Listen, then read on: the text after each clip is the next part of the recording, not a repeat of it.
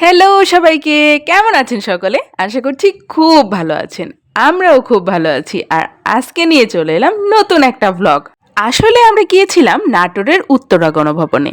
তবে আজকে গণভবন সম্পর্কে নয়, আপনাদের জানাবো গণভবনের ঠিক উল্টো দিকের একটি চা স্টলের কথা। দোকানের নাম অতিথি চা স্টল।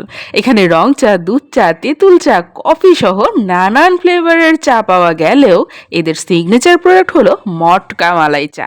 আর এই মটকা মালাই চা খেতে আমরা অতিথিরা চলে গিয়েছিলাম অতিথি টি স্টলে। দোকানের এক ধারে রাখা এই সারি সারি মটকাগুলোই প্রথমে আগুনে পুড়িয়ে তার মধ্যে চা তৈরি করা হয়, তাই হয় মটকা মালাই চা। তো এই মটকা মালাই চা বানানোর প্রসেস চলছিল একদিকে, আর নিয়ে নিলাম সেই ফাঁকে অতিথিদের একটা ছোট্ট ইন্টারভিউ। কি করতে আসছেন ভাই আপনি এখানে? বড় ভাই খেতে আসছি খেতে বোন, তুমি কি জন্য আসছো? খেতে আসছি কি খেতে আসছো? মটকা মালাই চা। আমি মটকা মারাইতে আসছি ঠিক আছে।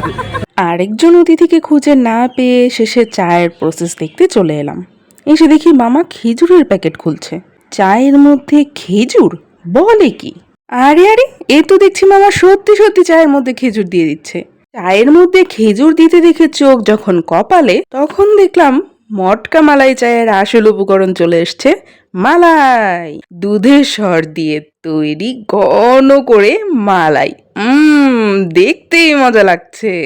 60 টাকা কাপ চা বলে মামা হেন কিছু নেই যা চায়ে দিচ্ছেন না। বলেন কি না, এত টাকা নিচ্ছি, ভালো জিনিস না দিলে চলে? সত্যি এরকম অনেস্টি খুব কম ব্যবসায়ীদের মধ্যেই দেখা যায়, তাই না? মালাই চাতে শুধু মালাই নয়, কাজু, কিশমিশ, মাল্টোভা, চকলেট সিরাপ সহ আরো নানান উপকরণ দিয়ে তৈরি করা হলো এই চাটি।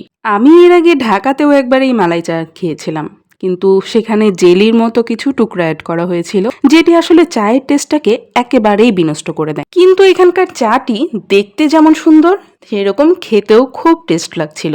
উত্তরা গণভবনে এলে এই মালাই চাটি খেতে কখনোই মিস করবেন না। আর আপনি যদি অলরেডি এটা খেয়ে থাকেন তাহলে আমাদেরকে কমেন্টে জানাতে পারেন।